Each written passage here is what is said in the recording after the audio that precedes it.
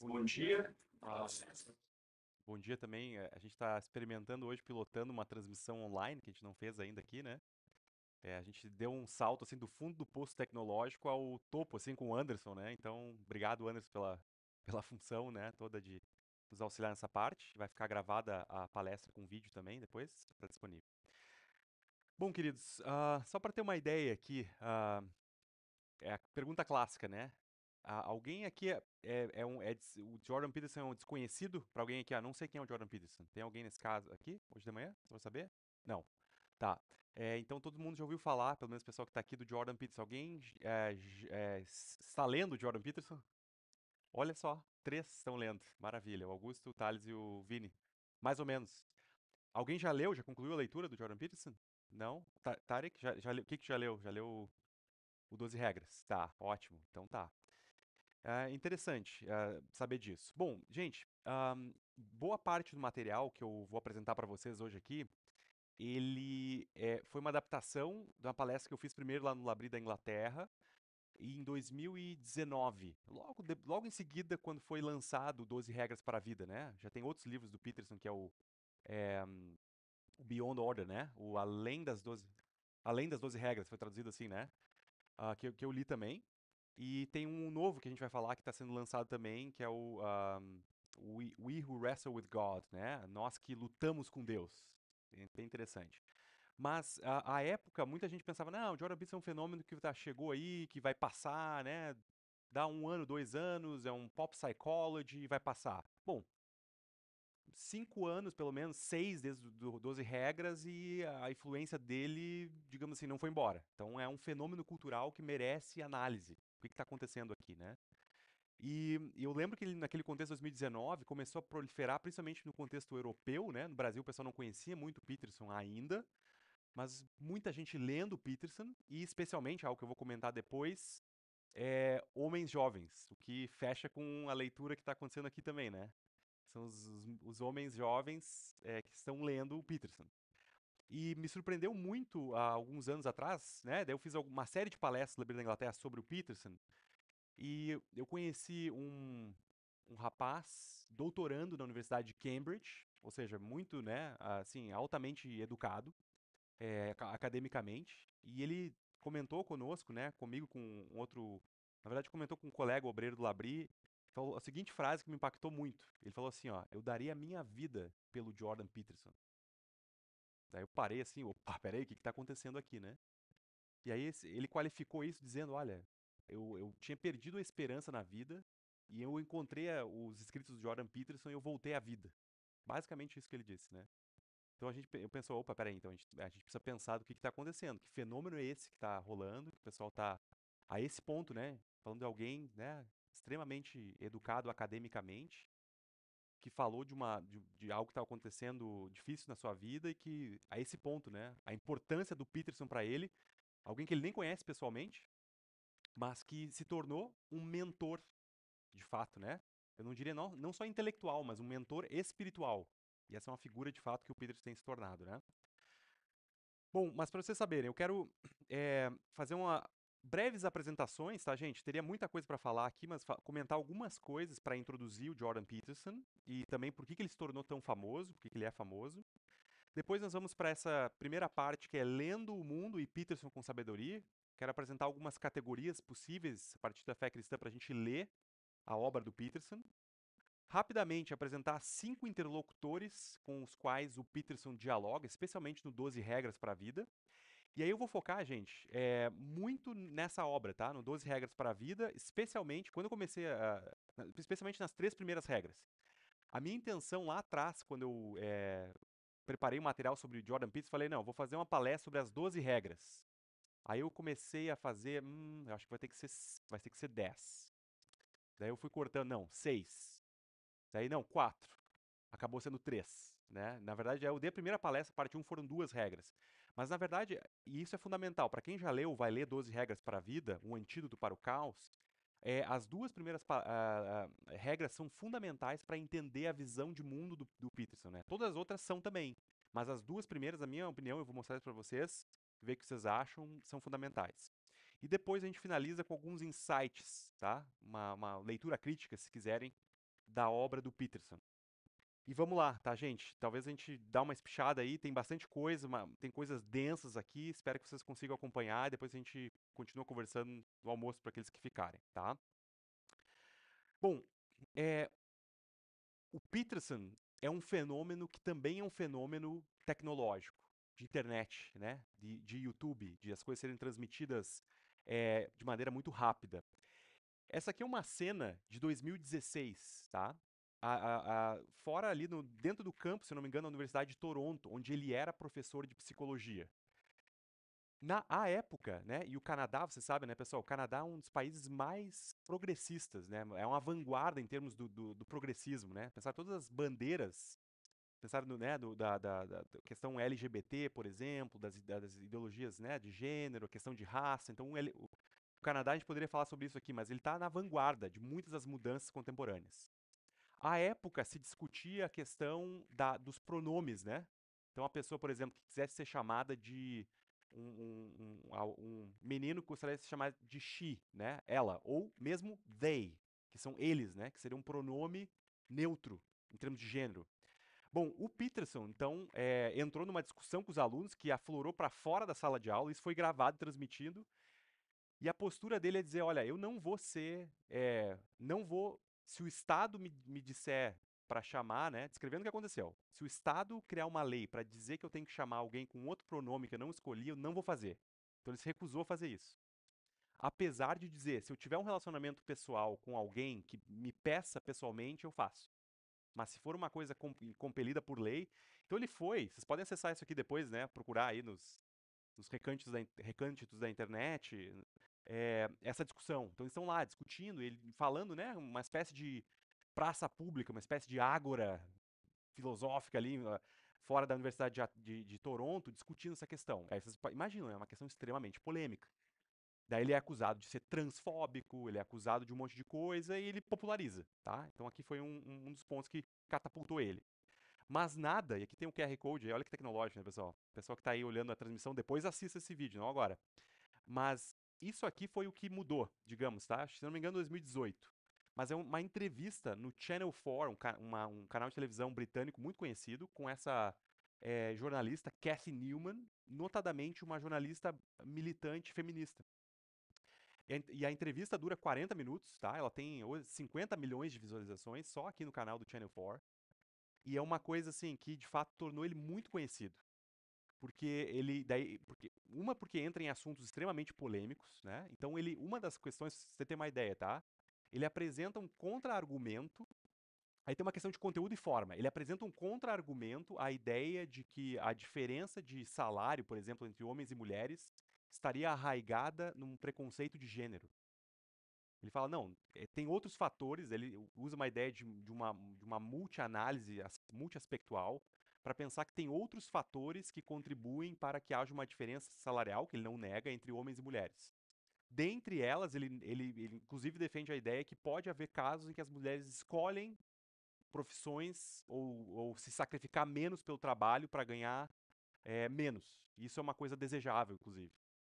Então e a jornalista entra em embate direto com ele e ficou conhecido porque ela, digamos assim, ela tenta colocar coisas para ele, e ele, digamos assim, ele domina a conversa em termos de mostrar que o ponto, concordemos ou não com o Peterson, o ponto é que é uma entrevista constrangedora, porque a jornalista ela não consegue dar conta dos argumentos do Peterson.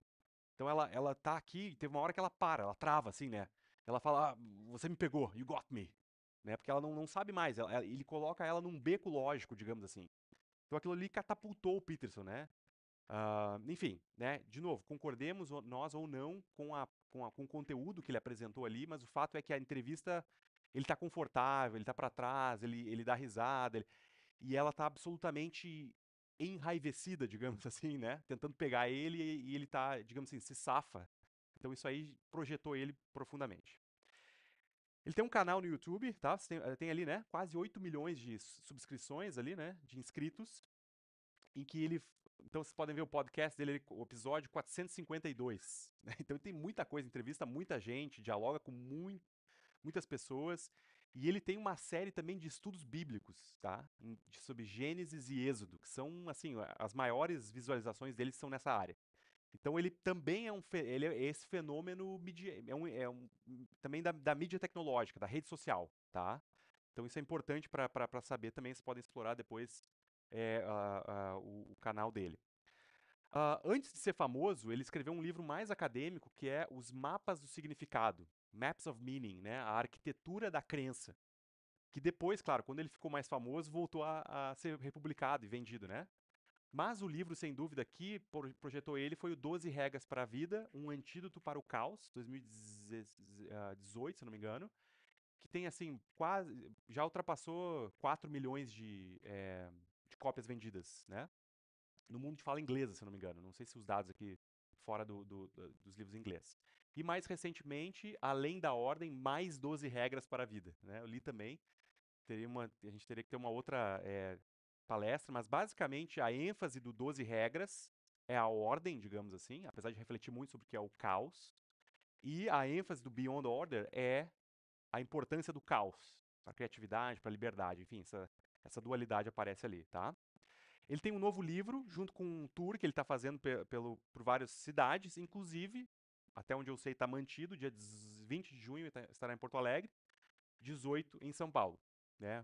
Consegui comprar um ingresso, inclusive estarei lá para acompanhar.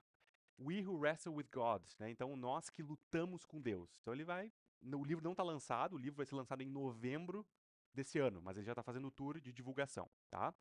E claro, Jordan Peterson é uma figura extremamente controversa, tá? Então, no anúncio já da vinda dele ao Brasil, né? Tá aqui o blog do Dunker, que é um psicanalista da USP, já colocou ali, né? Psicólogo traz seu popular e equivocado discurso antifeminista. Já, pum, já reduz o Peterson naquela dimensão ali, né? Antifeminista, né? Seja homofóbico, transfóbico, né? De conservador. Então, o embate político, você imagina, num contexto polarizado como o nosso, já vai para essa dimensão também, né? Então, ele está sendo falado. Eu não sei, eu estou imaginando, inclusive, no dia 20 de junho, estar lá no Araújo Viana, quem sabe algum tipo de protesto, alguma coisa vai rolar, né?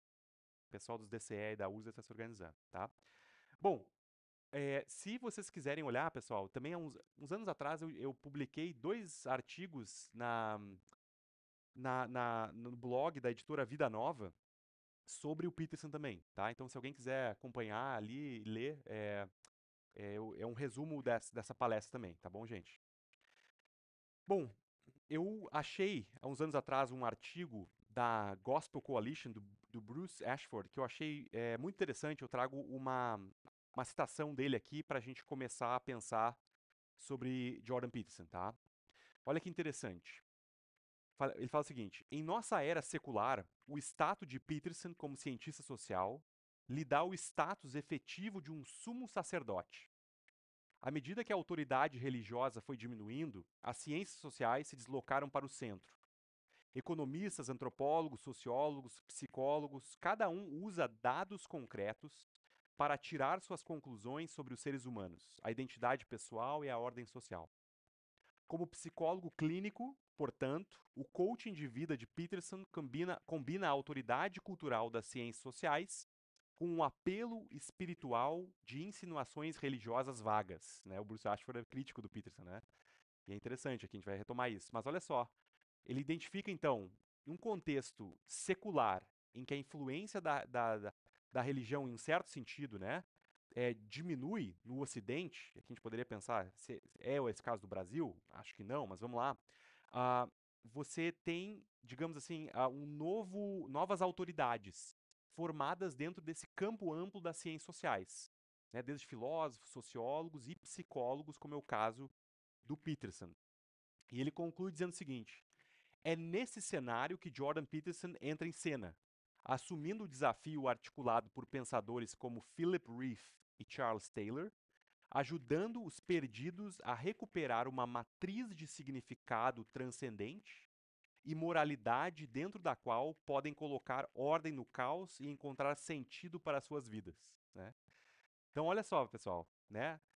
Num contexto, e aí quem conhece um pouquinho de Philip Rieff é aquele autor, né, americano, se não me engano, que fala da cultura do terapêutico, né? Então, assim, hoje o projeto de vida pessoal no Ocidente é ser feliz, né? O sujeito, é o bem-estar psicológico. E o Charles Taylor é o filósofo canadense que versa a respeito dessa ideia de um contexto em que nós perdemos o contato com qualquer transcendência, né? Tudo que existe é o mundo imanente da matéria. Então, nesse contexto, os indivíduos se sentem perdidos, sem significado, deslocados, né? E é por isso que o Peterson vem como uma resposta para muitos. E é por isso que, né, eu ouvi daquele estudante de Labrie, lá na Inglaterra, que ele falou a seguinte frase, né? Eu daria minha vida pelo Jordan Peterson. Por quê? Porque o Jordan Peterson, os escritos dele, de fato, mentorearam essa pessoa de volta ao mundo de significado e sentido. E sem sentido e significado, não vale a pena viver. Então, tem uma coisa poderosa, digamos assim, né, nessa perspectiva, tá, gente? Bom, teria mais coisas para dizer a respeito dele, mas como uma apresentação geral, é por aí, tá? A gente pode retomar depois. Bom, nessa primeira parte, então, eu queria apresentar um enquadramento para a gente ler a obra do Peterson. E eu queria apresentar essa ideia de cobeligerância, graça comum e motivos base religiosos, tá, pessoal? Como uma lente para a gente seguir a palestra. Como a gente deve ler Peterson? Eu diria qualquer artefato cultural, artístico, qualquer autor, enfim. E essa perspectiva do Labrie, né? Nós engajamos, ainda que criticamente, dialogando com diferentes autores. Essa ideia de beligerância, muita gente trabalhou, mas o Schaeffer, tá? Fundador do Labrie, trabalhou muito nas suas obras. Então, essa ideia de cobeligerância é o seguinte: um cobeligerante é uma pessoa com quem não concordo em todo tipo de questões vitais, mas porque, por quaisquer razões próprias, está do mesmo lado numa luta por alguma questão específica de justiça pública. Então, é quando você. É a coisa da aliança, né? Você pode se aliar a alguém num ponto específico, ainda que não compre todo o pacote ideológico, político, partidário de um grupo. Mas eu posso dizer, olha, esse grupo ressoa essa questão que eu concordo. Então isso eu abraço, né? Ele usa o exemplo de guerra mesmo, né? Para pensar na Segunda Guerra Mundial, por exemplo, né? A aliança entre União Soviética e os aliados, né? Grã-Bretanha, Estados Unidos. Pensem em regimes mais antagônicos. Tanto é que depois da Segunda Guerra Mundial, né, há um antagonismo, a Guerra Fria entre a União Soviética e o Ocidente, digamos assim, reforça esse antagonismo. Mas, na Segunda Guerra Mundial, se tinha um inimigo em comum, o que fez com que eles fossem cobeligerantes, né? Estivessem em guerra na direção do mesmo inimigo, né? Então, assim, seria essa a ideia. Então, quando a gente lê qualquer artefato, e o Peterson, a gente pensa também, tá, que temas estão ressoando, digamos assim, com a fé cristã, que a gente pode afirmar, mas, para fazer isso, a gente tem que saber também aonde está o nosso chão, qual é o nosso ponto de crítica, ou seja, ler criticamente, para que a gente também não abrace o pacote inteiro, que, na minha opinião, é um risco, tá? Qualquer artefato, incluindo o Jordan Peterson, tá? Então, cobeligerância, primeiro. O segundo, a ideia de graça comum, imago Dei. Eu acho que a gente tem que ter uma generosidade, pessoal, na nossa leitura, tá? Acho que muitas vezes muitos cristãos a gente já se fecha de primeiro, né? A pessoa não é cristã, então não tem nada que ela produziu é bom. Não. Vamos ler, vamos entender a perspectiva, vamos dialogar por quê? Porque na nossa teologia está a ideia de que todo ser humano é criado à imagem de Deus, é imago Dei. Existe uma graça comum dispensada à humanidade, isso vem lá de Kuyper, de Bavinck, né? Que nos dão a capacidade de qualquer ser humano produzir coisas boas, incluindo ideias, teorias, formas de ver o mundo. Então, esse princípio de generosidade, isso valeria para qualquer autor, tá, gente? Politicamente esquerda, de direita, ênfase em progressismo, ênfase em conservadorismo. Sejamos generosos e abracemos a ideia de graça comum. Então, vamos estender isso ao Peterson também. Entretanto, não podemos perder de vista que toda a perspectiva do mundo, artefato cultural, nesse caso teórica, opera a partir, aqui eu estou usando Hermann Doiver, né, a partir de um motivo base religioso. Ancora a sua visão de mundo numa visão última de realidade, que a gente poderia chamar de uma visão religiosa. Então a pergunta que eu vou fazer e faço aqui para a gente explorar no passado da palestra é: quem é ou onde está o Deus de Jordan Peterson? Ou, não necessariamente, né? Se é o Deus uma divindade personificada, né? Ou o nosso Deus. Não. Mas qual que é a visão religiosa? Aonde está o fundamento último da realidade para Peterson? Porque quando a gente descobre isso, a gente consegue interagir muito melhor com as ideias que virão. Então, me parece, eu vou apresentar depois para vocês, que o capítulo 1 e 2, regra 1, regra 2, cristalino como cristal, aparece a visão religiosa de Peterson ali. E ali a gente consegue entender da onde ele vem, tá, gente? Tranquilo até aqui? Bom, para quem leu, está lendo 12 regras, vai ver várias citações, tá? Desde Homer Simpson até outros autores mais complexos, né? Então ele tem essa capacidade de dialogar com a cultura contemporânea, usando também autores mais complexos. Eu elenquei, essa é a minha interpretação, vocês podem, depois o pessoal que está lendo aí, sugerir outras coisas. Tem 5 autores, pelo menos em 5 regras para 12 regras para a vida, que aparecem correntemente, que ele traz citações, autores dos quais ele bebe, tá? Então, conhecer esses autores é fundamental.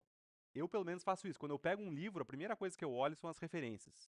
Depois das referências, olha o índice, porque as referências são a fonte, é onde a pessoa bebeu, quem ela leu, com quem ela está dialogando, quais são os seus interlocutores, né? Então, esse interlocutor aqui é fundamental, o Carl Jung, tá, pessoal? Porque o Jung é, digamos assim, o mentor da psicologia filosófica do Peterson, né? Ele é um Jungiano. Não dá para entender o Peterson sem entender, basicamente, porque é um autor extremamente complexo. Não estou dizendo que eu entendo aqui o Jung de modo nenhum, né? Mas as categorias que o Jung apresenta são as categorias que o Peterson vai trabalhar, tá? Então, desse psicólogo suíço, tá, pessoal, vem principalmente o uso dos arquétipos, tá? Que eram para ele modelos, sejam de pessoas, comportamentos ou personalidades. Os arquétipos, sugeriu Jung, eram tendências inatas que desempenham um papel e influenciam o nosso comportamento. Tá? Aí tem uma citação aqui na psicologia junguiana: os arquétipos representam padrões e imagens universais que fazem parte do inconsciente coletivo. Então tem coisas que estão além do nosso controle, que a gente não está mesurando, mas que a gente age a partir delas. Isso está dentro do inconsciente coletivo. Jung acreditava que herdamos esses arquétipos da mesma forma que herdamos padrões instintivos de comportamento, tá? Isso é importante porque a gente vai ver depois. Ou seja, nosso comportamento não é mera construção social. É uma grande ferida, digamos assim, que o Peterson, com seu jungianismo, toca no contexto contemporâneo. Porque qual que é a perspectiva dominante hoje? Tudo é construção social. E ele vai dizer, não, tem coisas que estão ancoradas no inconsciente coletivo, expressas através desses arquétipos. Então, o Peterson, né, por ancorar essa perspectiva na psicologia profunda de Jung e por defender a ideia do inconsciente coletivo, ele também alia essas ideias, né, do arquétipo inconsciente coletivo a uma biologia evolucionária.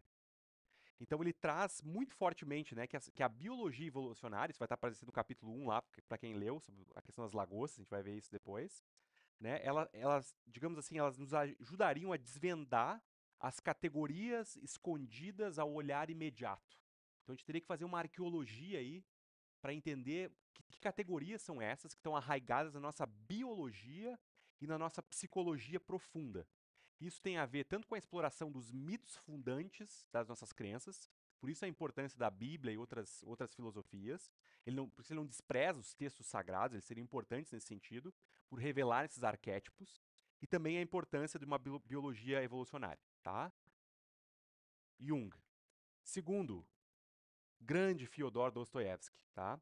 Do romancista russo vêm suas percepções sobre os lugares sombrios que os humanos podem habitar e a mentalidade do sujeito moderno, né? Então, para quem leu Dostoiévski, é isso mesmo, né? Principalmente lá no livro Notas do Subsolo, Subterrâneo, não sei como traduzir, né?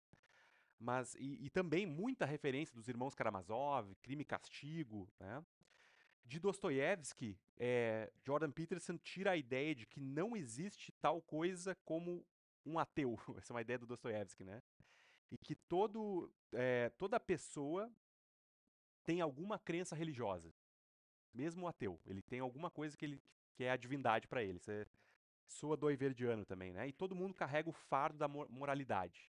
Ele vai pegar lá o exemplo, não sei quem leu Crime e Castigo, né, do Raskolnikov, que ele comete um crime dentro desse contexto moderno, achando que, de fato, se o crime fosse justo, em função da justiça social, ele não sentiria o peso da moralidade, que a moralidade seria uma mera construção do cristianismo, que a gente já está numa era secular, então eu posso matar alguém e eu estou livre da culpa da moralidade. E o Raskolnikov, na verdade, sofre o livro inteiro com o castigo da culpa. Né? É muito interessante. Crime e Castigo é uma obra fantástica. Então, o Peterson bebe do Dostoiévski, tá? Outro autor, e aqui, desculpa, tá escrita em inglês, né? Mas eu não, enfim, não tive tempo para traduzir isso aqui. Mas é o Solzhenitsyn. Que nomezinho difícil de dizer, provavelmente tá errado, né? Mas é um romancista, pessoal, e historiador russo, tá? E dele, o Jordan Peterson deriva as suas análises dos horrores de um regime totalitário. Então o Peterson tem essas aulas dele também estão na internet, tá, pessoal?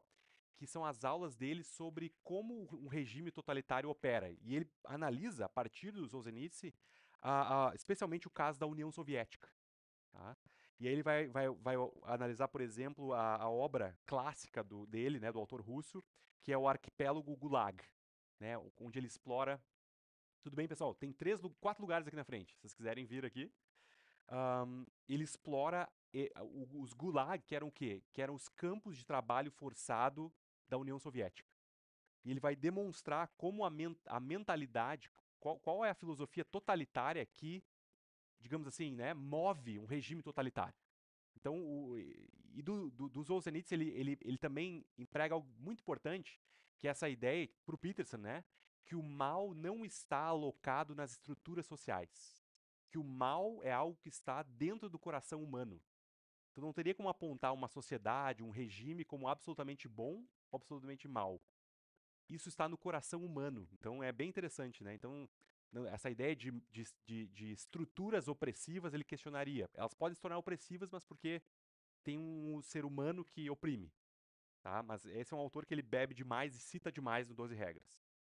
O quarto é o filósofo alemão, o Nietzsche, né? E ele tem uma certa ambiguidade com Nietzsche.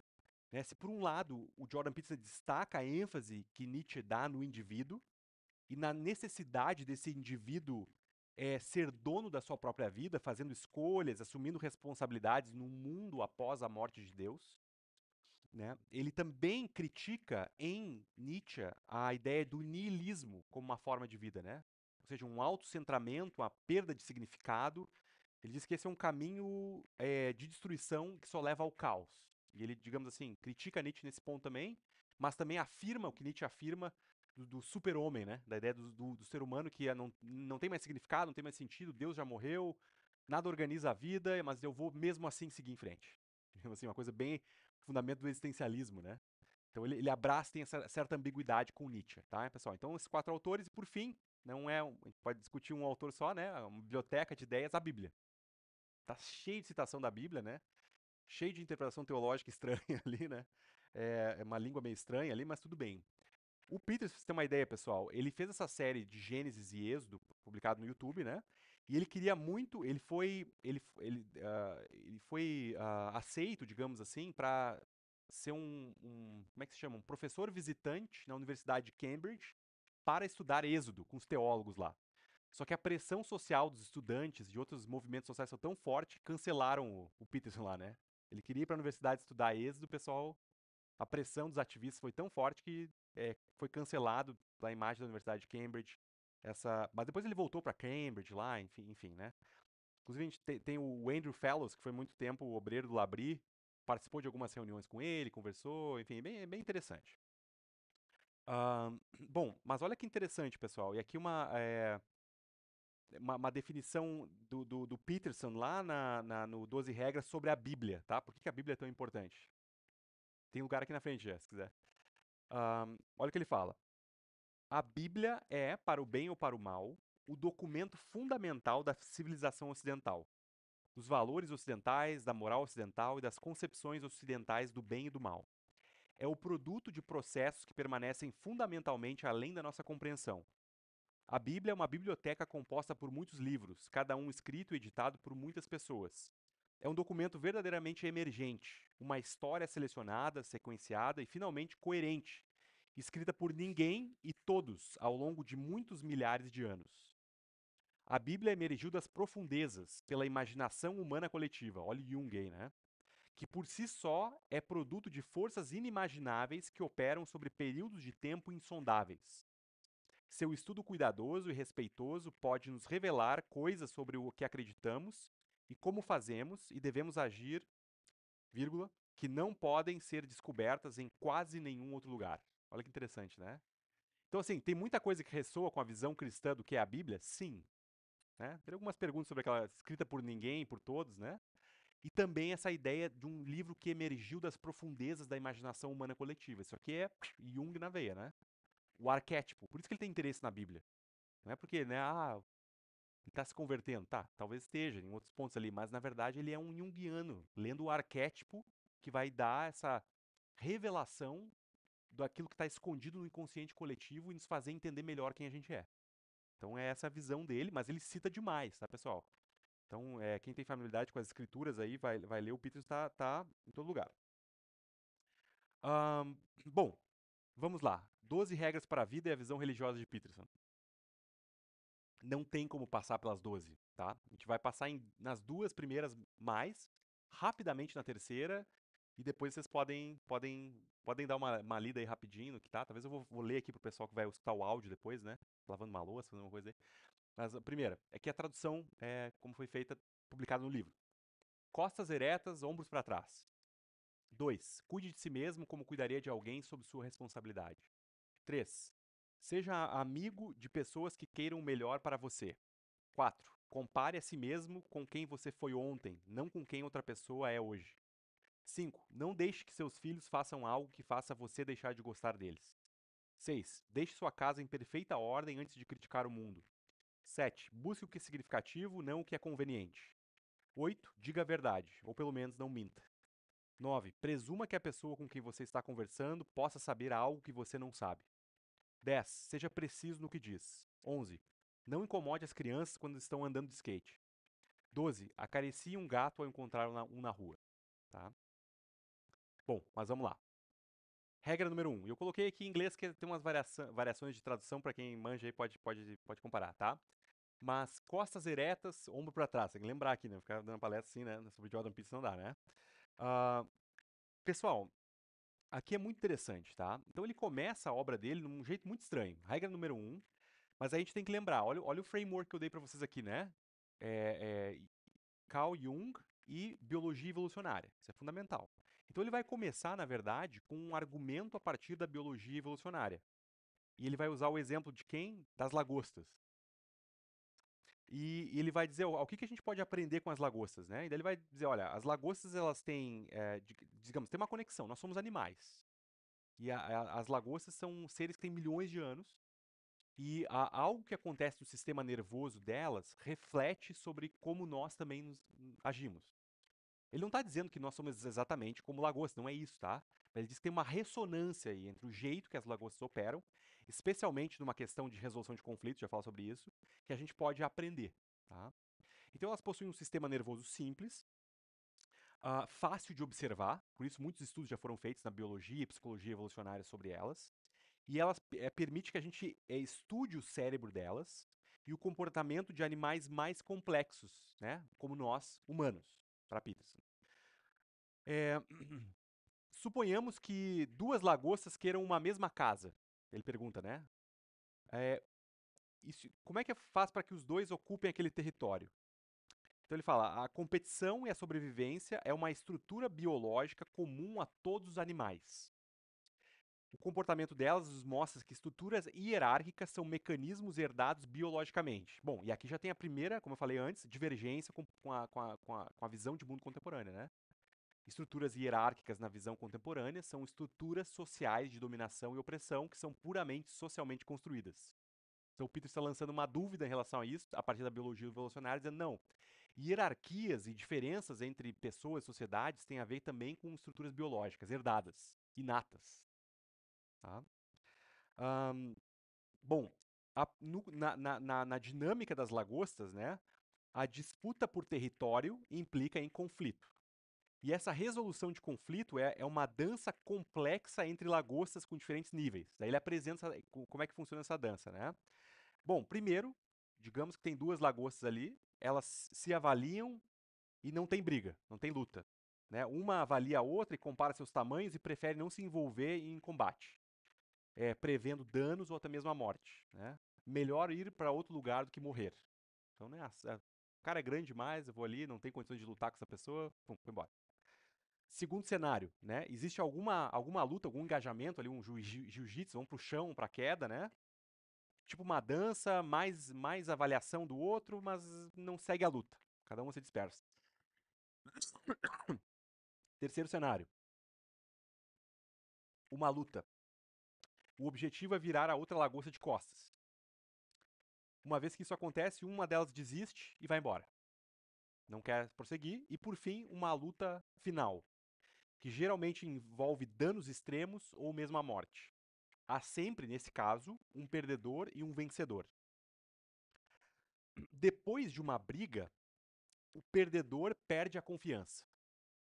Ele evita outras brigas. O cérebro parece adaptar-se à sua nova posição inferior e adapta-se a uma nova posição nas estruturas hierárquicas. Aí ele diz: há uma neuroquímica da derrota e vitória acontecendo. E a postura reflete isso. O vencedor está cheio de serotonina e o perdedor com octopamina. Pois a Gil nos ajuda ali com os termos. Perdão.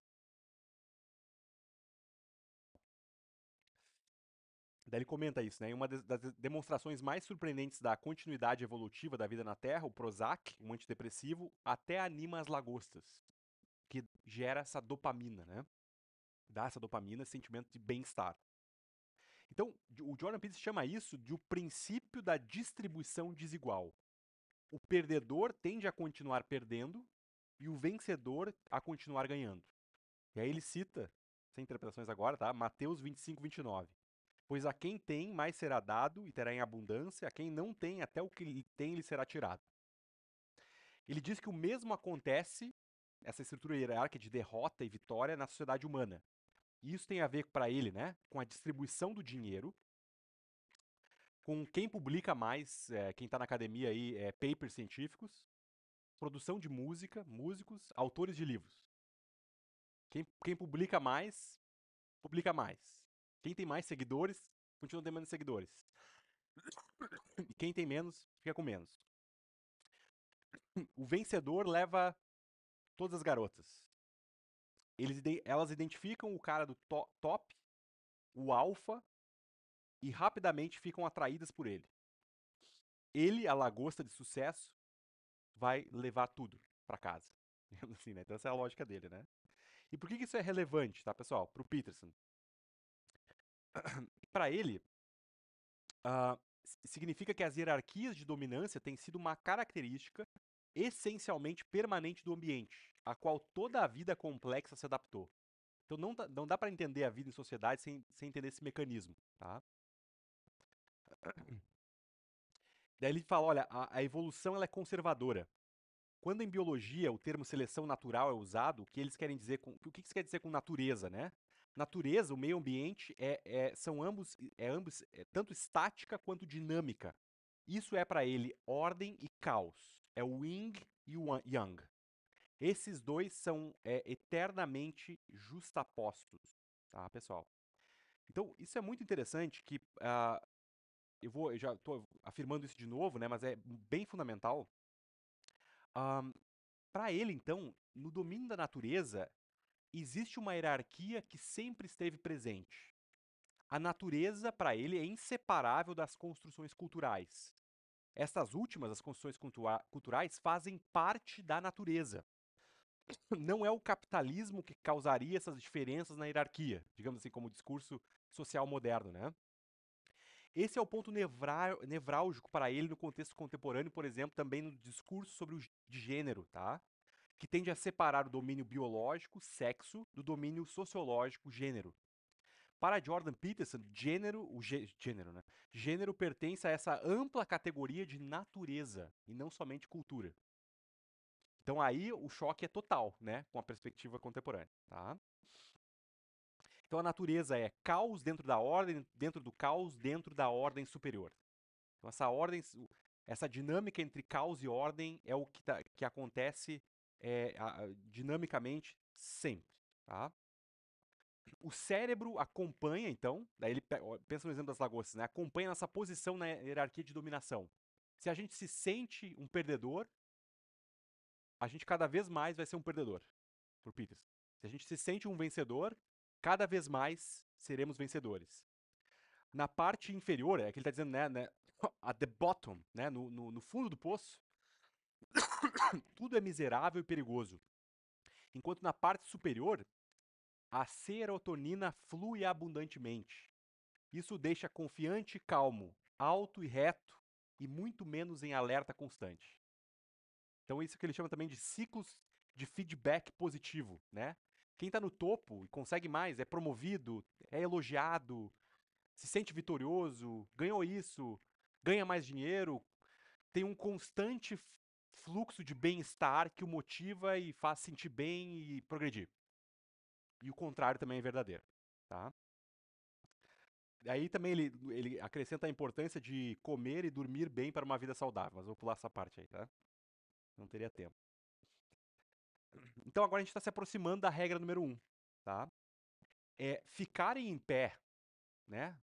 Stand up straight with your shoulders back, né? Com os ombros para trás, tem a ver com esses ciclos de feedback positivo que todos vivenciamos, sendo responsáveis pela formação de hábitos ou vícios. Aí ele traz o exemplo do alcoolismo, né? Quando a pessoa aprende que pode curar a ressaca bebendo mais, né? Isso acontece. O que acontece é que, aí eu cito ele, o remédio está causando a doença e se tem um feedback positivo. Tá? Segurar essa parte. Então, daí ele traz alguns exemplos. Aí ele traz o exemplo do bullying, né? Ou um caso do assédio moral, que ele diz que tem ressonância em sistemas políticos opressivos. Ele faz uma relação lá entre o bullying individual, as opressões que a gente vê no dia a dia, com a formação de um sistema totalitário. E daí ele diz o seguinte, que algumas pessoas parecem não conseguir revidar, dizer não para o outro, parar a opressão. O bullying, por exemplo. Aí ele se pergunta por quê? E daí ele dá algumas razões. Olha, alguns têm altos níveis de compaixão e autossacrifício, e são pessoas que tendem a ver qualquer tipo de agressão como moralmente errada. A pessoa não resiste ao opressor porque ela vê que isso é moralmente errado. E a segunda é o tipo de pessoa que não tem estrutura para lutar pelo que é certo. E não tem nenhum canal para canalizar a sua raiva, digamos assim. A pessoa suprime a raiva e a raiva é algo que não está presente no dia a dia dela. Daí ele diz, há uma lição que todos temos de aprender quando se trata da opressão. Cito ele, se você pode morder, você geralmente não precisa morder. Entendeu? Você precisa, se você mostrar os dentes, digamos assim, do cachorro, né? Não precisa morder. É muito importante dizer não no início da opressão. São limites necessários para indivíduos e sociedades. Pessoas ingênuas precisam entrar em contato com sua raiva, encontrando o que há de mal no mundo. Ele cita o seguinte, que essa pessoa ingênua, o despertar de uma pessoa ingênua, tá? Quando o despertar ocorre, quando pessoas outrora ingênuas reconhecem em si mesmas as sementes do mal e da monstruosidade e se veem como perigosas, pelo menos potencialmente, seu medo diminui. Eles desenvolvem mais autorrespeito. Então, talvez, eles comecem a resistir à opressão. Eles veem que podem e devem se levantar porque começam a entender o quão genuinamente monstruosos se tornarão, caso contrário, alimentando-se de seu ressentimento, transformando-o no mais destrutivo dos desejos. Tá? Ele termina o capítulo, então, fechando o ciclo de sua argumentação. Não viva a vida como uma lagosta derrotada. As pessoas atribuirão a você um status de baixo escalão, assim como o seu próprio cérebro vai te dizer que você está lá embaixo. Menos serotonina, menos confiança. Então você tem que usar esses ciclos de feedback positivo ao seu favor. E aí ele fala do quê? Do fardo do ser. Ele diz que o mundo está cheio de sofrimento e que nós precisamos aprender, que ele ressoa talvez uma questão de Nietzsche, inclusive, precisamos carregar o peso do mundo nas nossas costas. E essa é uma posição de heroísmo. Quando eu me coloco diante do sofrimento e digo, eu vou abraçar, eu vou encarar, eu vou sofrer, digamos assim, dignamente, eu estou carregando para ele o fardo do ser. É por isso que ele diz, né? Levantar-se fisicamente também implica, invoca e exige levantar-se metafisicamente. Daí a gente fecha o regra 1, por quê? O que seria então a postura? Seria um reflexo de uma postura metafísica. Eu estou metafisicamente, filosoficamente, existencialmente de pé, encarando o sofrimento e o mal nos olhos. E essa postura metafísica reflete a minha postura física. Tá? Então é por isso que andar assim. Tá? A gente volta a isso depois, bem interessante. Tranquilo, pessoal?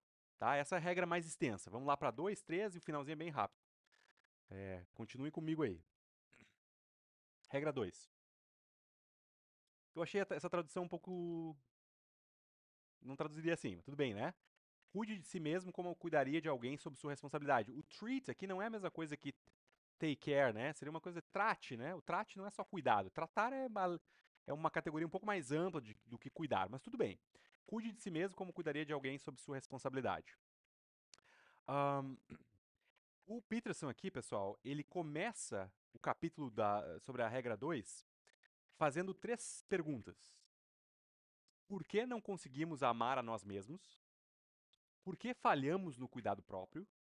E por que as pessoas, às vezes, se importam mais com seus pets do que consigo mesmo? Tá? Bom, Peterson formula essas questões indo contra a corrente que diz que as pessoas no Ocidente pensam demais sobre si mesmas. Ele assevera que vê um movimento diferente em muitas pessoas, pois elas têm dificuldade para cuidar de si mesmas. Né? Daí ele pergunta, olha, onde a gente pode encontrar as respostas para isso? Ele vai trazer depois a questão de Gênesis, né? Mas basicamente vai dizer assim, nós temos o mundo da experiência que nós vivemos, e nesse mundo a gente encontra caos e ordem. E uma boa vida, que não é necessariamente uma vida feliz, mas uma boa vida, é um equilíbrio entre essas duas dimensões. E a terceira via, então, é estar consciente, a consciência, tomar consciência, é essa via, tá? De entender qual é o meu lugar nessa eterna dualidade do caos e da ordem, tá? E aí ele vai definir, então, aqui no capítulo 2, na regra 2, é fundamental para entender como ele pensa, define o caos e como ele pensa, define a ordem, tá? E tem uma questão filosófica, mas bem prática que vocês vão ver também. É uma citação longa, peço desculpas, mas a gente tem que ler isso aqui, tá, pessoal? Vamos lá. Ele diz o seguinte: o caos é o domínio da própria ignorância. É um território inexplorado. O caos é o que se estende eternamente sem limites, além dos limites de todos os estados, de todas as ideias, de todas as disciplinas. É o estrangeiro, o estranho, o membro de outra gangue, o farfalhar na mata durante a noite, o monstro debaixo da cama, a raiva oculta de sua mãe e a doença de seu filho. O caos é o desespero e o horror que você sente quando foi profundamente traído. É o lugar onde você acaba quando as coisas desmoronam. Quando seus sonhos morrem, sua carreira desmorona, o seu casamento termina. É o submundo dos contos de fada e do mito, onde o dragão e o ouro que ele guarda coexistem eternamente. O caos é onde estamos quando não sabemos onde estamos. E o que estamos fazendo quando não sabemos o que estamos fazendo. É, em suma, todas aquelas coisas e situações que não conhecemos nem compreendemos. O caos é também o potencial sem forma, do qual o Deus de Gênesis 1 invocou a ordem usando a linguagem no início dos tempos. É o mesmo potencial a partir do qual nós, feitos naquela imagem, evocamos o romance e os momentos em constante mudança de nossas vidas. E o caos é liberdade, liberdade terrível também. Interessante, né? Como captura muita coisa aqui. Mas é difícil resumir isso aqui, né? Mas é tudo isso que ele falou e essa incerteza. Momentos de mudança, de transição, de perdição, de confusão. Mas também é potencial de liberdade. É isso que ele vai explorar depois no outro livro, Beyond Order, né? E aí ele define a ordem da seguinte maneira. A ordem, ao contrário, é território explorado. Essa é a hierarquia de centenas de milhões de anos de lugar, posição e autoridade. É a estrutura da sociedade. É a estrutura fornecida pela biologia também. particularmente na medida em que você está adaptado, como está, à estrutura da sociedade. Ordem é tribo, religião, casa, lar e país. É a sala de estar quente e segura, onde o fogo da lareira queima e as crianças brincam. É a bandeira da nação, é o valor da moeda.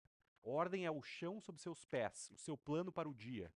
É a grandeza da tradição, as filas de classes numa sala de aula da escola, os trens que saem na hora, o calendário e o relógio. A ordem é a fachada pública que somos chamados a vestir, a polidez de uma reunião de estranhos civilizados e o gelo fino em que todos patinamos. Ordem é o lugar onde o comportamento do mundo ressoa com todas as nossas expectativas e desejos. O lugar onde todas as coisas acontecem do jeito que queremos. Mas ordem é, às vezes, tirania e embrutecimento, quando as demandas por certezas, uniformidade e pureza vêm de um lado só. Onde tudo é certeza, estamos na ordem. Estamos nela quando as coisas acontecem de acordo com o planejado e nada é novo ou perturbador. No domínio da ordem, as coisas se comportam como Deus pretendia. Gostamos de estar lá. Ambientes familiares são agradáveis. Para isso, conseguimos pensar nas coisas a longo prazo. Lá, as coisas funcionam. Estamos estáveis, calmos e competentes. Né? Em um certo sentido, é interessante, porque a gente pode explorar isso depois nos comentários, perguntas. Todos nós ressoamos isso, né? A gente já se viu na ordem e no caos. E concomitante em áreas diferentes, em momentos, em tempos diferentes da nossa vida. E é interessante que ele coloca dentro do caos um elemento, ela é, digamos assim, não é nem negativa nem positiva. Porque o caos é destrutivo, potencial, mas o caos é liberdade, é potencial, é criação. É o artista que cria. É algo que surge, uma ideia que aparece, uma mudança radical de vida. Possibilidade. A ordem é boa, é segura, é estável, a gente sabe o que está acontecendo. Mas ela pode ser totalitária, controladora e tirânica. Né? Então, essa dualidade presente nas duas coisas aqui. Um, e é interessante que ele coloca também, aí, pontos bem polêmicos de Peterson, né? Ele associa a ordem e caos também ao masculino e o feminino. Né? Ele fala o seguinte, ó, a ordem, o conhecido, aparece simbolicamente, desde Jung, né? Associada à masculinidade, Yang. Para Jordan Peterson, como categoria ontológica, a estrutura hierárquica primária da sociedade humana é masculina. Os homens foram os construtores da cidade. A ordem é Deus, o Pai, o eterno juiz. Contudo, é também o sistema impessoal, o que pode se tornar extremamente destrutivo. O caos, o desconhecido, está simbolicamente associado ao feminino. O feminino é matéria, origem, fonte, mãe, substância. Para ele, tudo vem do desconhecido, assim como todos os seres nascem de mães. O caos também é possibilidade em si, liberdade. Então, para ele, e aqui tem a representação do yin e yang, né, as duas serpentes, o caminho, essa ideia do taoísmo, né, o caminho, o Tao, né, é representado sempre na fronteira entre as serpentes gêmeas. Então, essa estrutura é uma estrutura fundamental da realidade. Então, quando estamos na fronteira entre a ordem e o caos, quando temos um equilíbrio entre segurança e liberdade, entre segurança e possibilidade, é quando a vida tem sentido. É nesse meio. Não é nem na ordem nem no caos, mas é no equilíbrio entre possibilidade e segurança para Peterson. E aí ele traz, para explicar isso, o Éden. E aí ele vai responder a pergunta, por que as pessoas falham em cuidar de si mesmas? Né? Daí ele vai dizer, olha, a narrativa de Gênesis explica por quê. Nós estamos nus, somos feios, estamos envergonhados, sem valor, ressentidos, defensivos e acusatórios. Ele fala o seguinte, na tentação, a cobra é o símbolo de caos no Éden ordenado. Vai voltar isso depois, isso aqui é importante, tá? Olha o que ele fala. Nem mesmo Deus pode criar um espaço totalmente seguro do lado de fora, ordem. Até mesmo o que há de mais moderno em espaços seguros sempre abriga uma cobra, uma serpente. E então, ele revela ao leitor qual é a cobra que é apenas um símbolo? Abre aspas. A pior de todas as serpentes possíveis é a eterna tendência humana para o mal. Né? Então ele repete aquela linha que ele pegou do Solzhenitsyn lá, né? A linha entre o bem e o mal atravessa todo o coração humano, e não as estruturas sociais. Né? Em Gênesis, para ele, com a queda, os seres humanos se tornam autoconscientes. Tereis conhecimento da árvore, quando comer da árvore, do conhecimento do bem e do mal. Né? Para se descobrir, então, que estamos nus. Tá?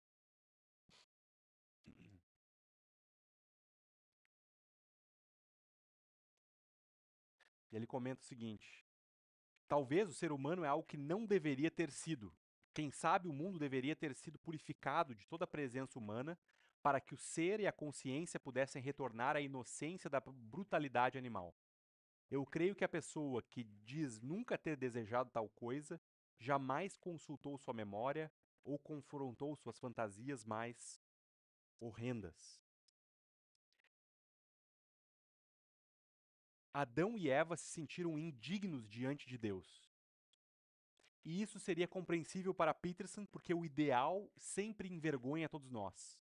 Consequentemente, nós odiamos e ressentimos o ideal. E por isso nós invejamos o ideal. Onde está você? Deus pergunta a Adão e Eva. O fato de Adão ter se escondido de Deus diz às pessoas, fala das pessoas, a respeito da vulnerabilidade das pessoas e nosso medo de dizer a verdade. Eva culpa a serpente, Adão culpa a Eva e a Deus. E a serpente culpa a Deus, né? Pois foi ele que criou toda a estrutura. O que acontece depois para Peterson? Então, Deus expulsa o primeiro homem e a primeira mulher do paraíso. Para ele, da infância. Fora do mundo animal inconsciente. E os joga nos horrores da própria história, que é ser um ser consciente. Então, essa é a visão de queda para o Peterson. Saímos da inocência, da brutalidade animal sem consciência, para a autoconsciência da nossa ação no mundo.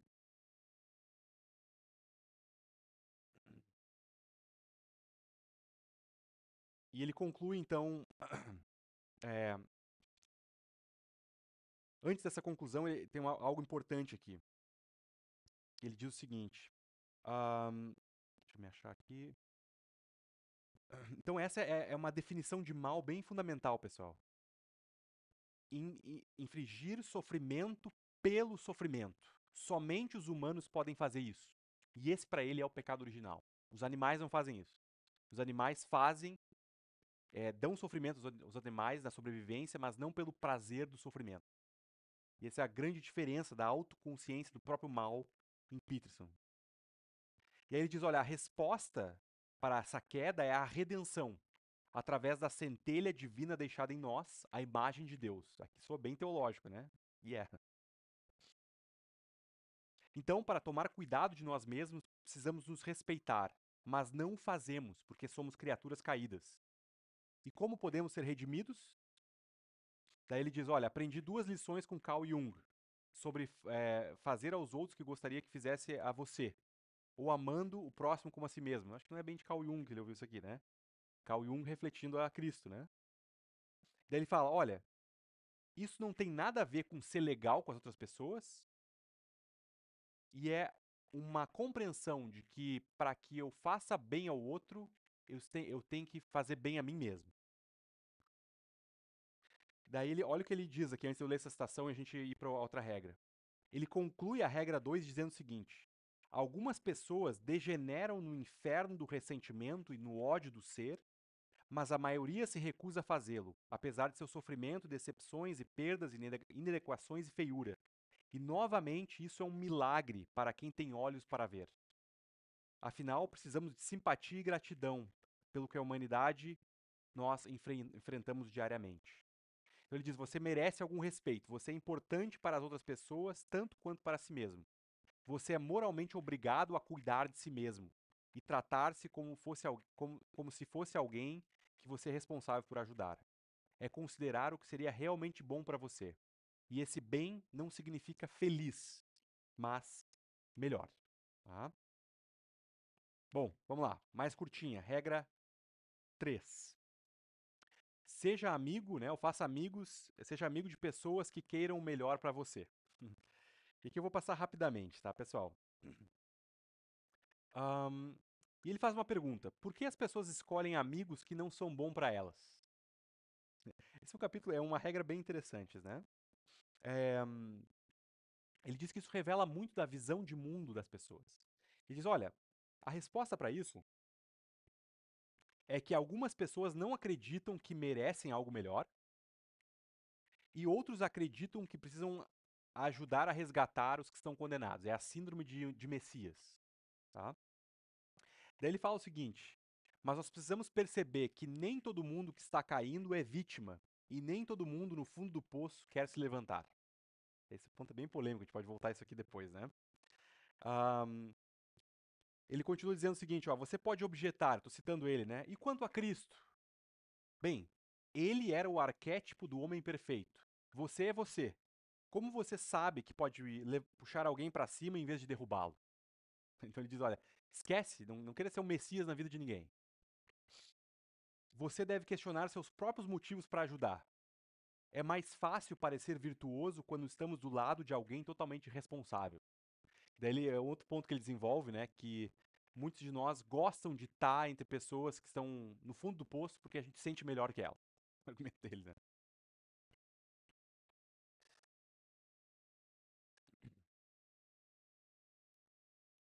Antes de ajudar alguém, você deveria descobrir por que a pessoa está naquele lugar. Você não deve simplesmente presumir que ele ou ela é uma vítima nobre de circunstâncias injustas e da exploração. Além disso, se você acreditar na história de que tudo de terrível aconteceu por conta própria, sem nenhuma responsabilidade pessoal por parte da vítima, você nega a essa pessoa todo o arbítrio no passado. Dessa forma, você tira o poder dela. Daí ele vai desenvolver um argumento que ele vai dizer, na verdade, que muitas pessoas que sofrem, sofrem porque querem se vingar do ser, contra o ser. Elas estão extremamente ressentidas contra, em última instância, o Criador, a criação, e querem se vingar sofrendo para provar a injustiça do mundo. Ele diz o seguinte: talvez sua miséria seja a arma que você use em seu ódio por aqueles que se levantaram enquanto você esperava e afundava. Talvez sua miséria seja uma tentativa de provar a injustiça do mundo, em vez da evidência de seu próprio pecado, sua falta, sua recusa consciente de lutar e viver. Talvez sua vontade de sofrer no fracasso seja inesgotável, dado que você usa esse sofrimento para provar. Talvez seja sua vingança contra o ser. Como exatamente eu devo ter uma amizade com você quando você está em um lugar assim? Como poderia eu? Ele vai explorar os mecanismos humanos de autossabotagem, né? Uma pessoa que se sabota, não melhora, não sai do lugar onde ela está para provar que a sua visão de mundo está correta. Porque se ela melhorar, se ela saísse daquele lugar, o seu mundo entraria em colapso, digamos assim, né? Então o Peter está dizendo, olha, na visão dele, né, não daria para andar constantemente com essas pessoas. É difícil ter amigos que querem o melhor para você. Eles te desafiam. Eles chamam sua atenção para que você continue crescendo. Eles te ajudam a não ser um preguiçoso. Eles levantam a sua régua, né, para medir onde você está, né? Seja amigo daqueles que querem o melhor para você, tá? Então esse ponto vai voltar depois, mas é a regra número 3. Bom, tranquilo, pessoal, até aqui. Parte final. Daí a gente abre para a nossa discussão. Comentando também, só para quem está acompanhando na live, aí, que depois a gente vai, no momento das perguntas, a gente vai permanecer só aqui, tá? A gente encerra a transmissão no final da palestra. Bom, como a gente pode, então, refletir e pensar, e aqui eu quero lançar, pessoal, espero que tenha algumas coisas que tenham sido assim, até auto-evidentes, né, na apresentação, para entender da onde o Peterson parte, mas eu queria apresentar, assim, para vocês alguns insights, algumas questões e críticas ao Peterson, tá? E a gente pode pensar também onde temas que ele trabalha ressoam com a visão de mundo cristã, que a gente pode afirmar. Eu começaria dizendo assim que eu acho que o Peterson é um autor interessante, tá? Como qualquer autor e perspectiva, e eu estou chamando essa palestra de abordagens não cristãs do cristianismo, tá? O Jordan Peterson não parte de uma visão cristã de mundo. Então, às vezes, enquanto o pessoal, não, o Jordan Peterson é cristão, tal. É claro que, em última instância, eu não estou falando de salvação aqui, tá, gente? Não é isso, pessoal, então não pode julgar. Não estou julgando a salvação. Estou falando que, em termos de confissão de fé, o Peterson não é cristão. Temas que ele trabalha ressoam no cristianismo? Sim. Tem coisas fundamentais ali que aparecem que têm ressonância com a fé cristã e com a confissão de fé cristã? Sem dúvida nenhuma. Acho que ele é um autor interessante para questionar e para nós sermos co-beligerantes com. Mas tenho muito receio que nós abracemos a perspectiva completa do Peterson como se ela fosse o cristianismo. Tá? E esse é o perigo que o Francis Schaeffer apontava numa obra que ele chamou de A Igreja no Final do Século XX. Ele dizia, olha, e ele apontou essa tendência, né? Ele fala até em termos políticos, olha, a gente vai ver cada vez mais um progressismo de esquerda vanguardista empurrando temáticas de mudança social, tá? Mas, ao mesmo tempo, a gente vai ter uma elite conservadora resistindo a isso. E o Schaeffer dizia, olha, o risco dos cristãos é se aliarem de tal modo ao establishment, digamos assim, a uma visão conservadora para criticar as bandeiras progressistas, que eles abracem o conservadorismo como se ele fosse o cristianismo. Então, eu pessoalmente vejo esse um grande risco, tá, pessoal? Então, os cristãos abraçando o Jordan Peterson como se ele ressoasse completamente os temas da fé cristã. Eu acho que a gente pode celebrar vários temas do Peterson, mas tem que ter um cuidado extremo, tá? Em como é que a gente abraça a visão de mundo dele. E aqui é um dos pontos que eu desenvolvi dessa crítica, tá? Uma diferença fundamental nessa teologia da criação. Discordaria de Peterson e consequentemente, de próprio Nietzsche, dos existencialistas aqui. É claro que o ser, viver na realidade, é um fardo também. Nós todos experimentamos o quê? O fardo do ser. Pessoal, nós todos sofremos e vamos sofrer, e a gente está numa situação aqui no nosso estado, né, pessoal, de sofrimento. É pesado, é um fardo, e essa postura até de colocar o fardo nas costas e carregar é necessária nessa hora. Então tem ressonância aí. Entretanto, a gente entende, do ponto de vista cristão, que em última instância o ser não é um fardo, ele é uma dádiva. O que parece aqui é que Peterson começa, na verdade, a sua teologia da criação com a queda, e não com a criação. Nós começamos com a criação, com um Deus que é bom, com um jardim ordenado e com boas dádivas. Então, essa é uma postura fundamental. Por quê? Porque se o ser, se a existência, se estar vivo, se estar presente na criação for fundamentalmente fardo, não há espaço para gratidão, por exemplo. Por quê? Porque, em última instância, não é a bondade o solo da realidade. E nós cremos, a partir da fé cristã, que sim. Apesar que, digamos assim, o fardo da queda, que é real, é presente, o sofrimento, ele não é eterno. Para Peterson é. O caos e a ordem são eternas. Um amigo, quando eu dei essa palestra no Labri, o Marsh comentou o seguinte: o que o Peterson faz é ontologizar a queda, ou seja, ele dá realidade eterna à queda. Como cristãos, nós cremos que a queda é temporária, ela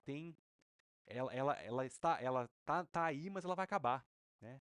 A redenção de Cristo vai fazer uma nova criação, vai restaurar a ordem e vai, digamos assim, consolar, né, aliviar todo sofrimento. Então, o sofrimento, a morte, a queda não são eternos. Não é uma dualidade entre criação e queda, tá? Então, a dádiva do ser é uma crítica a essa ideia do fardo do ser. De igual modo, o que acontece nessa ideia de ombros eretos, stand straight, shoulders back, né, e se levantar fisicamente para se levantar metafisicamente, ressoa um tema do próprio Schaeffer aqui, que é essa ideia de um salto da fé, né, de fé. Mas é um salto, eu diria que irracional. Né? Essa ideia de carregar o fardo do ser e se levantar metafisicamente, se não há fundamento para fazer, é uma crença racional pragmática. Irracional pragmática, ou seja, é como se o que Nietzsche lá falou, né? Uma coisa meio assim, não, a gente aceita que não existe Deus, mas a gente precisa viver como se ele existisse. É quase uma sabotagem para que a gente viva bem. Mas eu diria que no longo termo isso não funciona. Como é que a gente vai dizer para nós, não, eu vou viver minha vida como se existisse Deus, a ordem, a criação, as coisas fizessem sentido, mas no fundo, eu sei que nada tem sentido, tudo é caótico, sem significado. Ora, essa postura pode levar a um niilismo. Então é muito pesado. E eu diria que o próprio Peterson, né, a gente não tem tempo para explorar isso, né? Mas o início do capítulo do livro 2 é todo sobre, porque ele passou um período de depressão profunda, tá?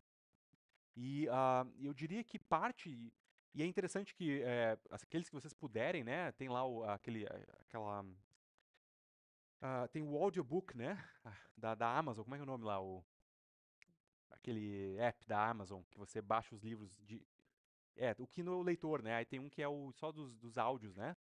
É interessante que quem narra os livros do Peterson é o próprio Peterson. Então você pode ouvir o audiobook com ele narrando. Então as ênfases, é muito interessante.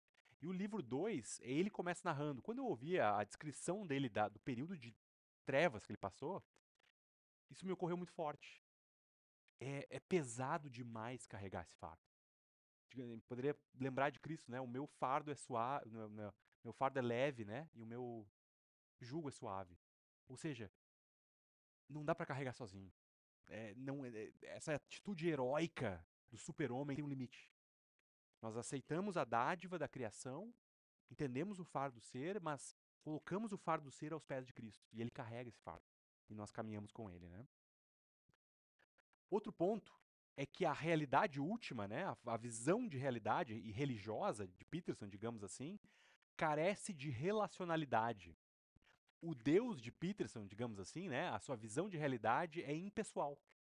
Ordem e caos, o yin e yang, não são não tem personalidade. São forças impessoais. E isso é, pessoal, muito diferente do trinitarianismo, né? Da ideia de um Deus que é comunidade antes da fundação do mundo, né? Não existe ordem e caos dentro do próprio Deus. Mas, em um sentido, o Deus de Peterson é a dualidade ordem e caos. E a partir dessa divindade, ordem e caos, tudo mais é organizado. Inclusive o próprio Deus. Deus é, na verdade, para ele, nosso Deus, né? Um símbolo dessa, digamos assim, dessa relação entre ordem e caos. Um momento dessa relação. É por isso que eu afirmo que ele não confessa o cristianismo, nesse sentido, tá? Que mais? A serpente é o símbolo do caos dentro da ordem do Éden. Nem mesmo Deus pode criar, já tinha falado isso, né? Nem mesmo Deus pode criar um espaço completamente seguro do que está fora. Essa é a sua visão de Deus, de Peterson, né? A realidade última não é encontrada em Deus, mas na eterna dualidade. Ele aceita a Deus como um símbolo que possui um papel dentro de uma ordem superior. Higher order aqui, tá? Caos ordem, que é, na verdade, seu Deus, o seu motivo base religioso. E desse motivo base religioso vai emergir todos os outros temas de Peterson. Então, a gente precisa estar consciente disso quando lê a obra dele, quando ouve uma palestra, quando vê o estudo bíblico dele, tá, pessoal? É diferente. O ponto de partida, o starting point ali é completamente distinto, tá? Sobre a regra 3, e aqui eu tinha colocado uma imagem que eu não faço ideia de onde eu tirei isso aqui, que eu quero dizer com essa imagem, mas é uma arte legal, parece uma coisa meio Rembrandt, assim, né? Escada de Jacó, alguma coisa assim, sei lá. Sobre a regra 3, essa coisa da amizade, tá? Há um risco de perder a complexidade do sofrimento, né? Afirmando, faz sentido isso que nem todo mundo que está lá embaixo é uma vítima? Faz. Eu acho que isso é uma coisa que a gente precisa aprender, tá? A gente tem muito essa coisa dessa opressão estrutural e perde a dimensão da responsabilidade individual. Mas há um risco também de reduzir toda a opressão e sofrimento ao indivíduo e não colocar nenhuma dimensão social, digamos assim, ou outra, né? Temos que ter o cuidado para não nos tornarmos cínicos aqui, né? Porque senão a gente vai achar que toda pessoa que está sofrendo merece sofrer. Acho que esse é o risco do cinismo de quem está muito imerso dentro da perspectiva do Peterson, né? Eu diria que assumir o controle absoluto dos nossos relacionamentos, se nós fizermos isso, né, nós poderemos tender a amar menos. O amor sempre é arriscado. É um risco amar se doar para o outro, né? Existe um nível de vulnerabilidade. É claro que a gente tem que ser cuidadoso, às vezes e não entrar em relacionamentos de amizade ou outros amorosos que sejam abusivos. Mas a gente precisa entender que vai ter sempre um nível que a gente é vulnerável quando a gente ama e se doa para o outro, né? Jordan Peterson diz que Cristo é Cristo e você é você. Mas isso seria bastante justo se não existisse uma realidade sobrenatural e se o Pentecostes nunca tivesse acontecido. Então eu diria para ele: sim, Jordan Peterson, eu, sou apenas eu. Mas eu estou em Cristo. E isso deveria fazer alguma diferença. E faz diferença. Como dizia Schaeffer, se a realidade da oração do Espírito Santo desaparecesse agora mesmo, ele pergunta, né? Será que isso faria alguma diferença na forma que nós vivemos nossa vida? Se a resposta for não, se a oração e a presença do Espírito Santo não fizer nenhuma diferença na nossa vida, então a gente pode aceitar a premissa do Jordan Peterson. Que eu sou eu, Cristo é Cristo, então eu não vou tentar agir como para ajudar ninguém. Ou não ser um Messias, né? Mas se a realidade da oração e da presença real do Espírito Santo é verdadeira, a perspectiva de Peterson se torna, eu diria até um absurdo. Bom, acho que faz sentido, penso que faz sentido chamar Jordan Peterson de o sumo sacerdote de uma era secular. Uma vez que sua espiritualidade é uma espiritualidade sem o sobrenatural. Nós poderíamos chamar de uma espiritualidade do enquadramento imanente, né? Do mundo material. Né? Bom, gente, para por aqui. Espero que Deus nos dê sabedoria para ler e compreender a sua obra e também Jordan Peterson para a sua glória. Amém. Obrigado quem acompanhou a live. A gente segue aqui pessoalmente.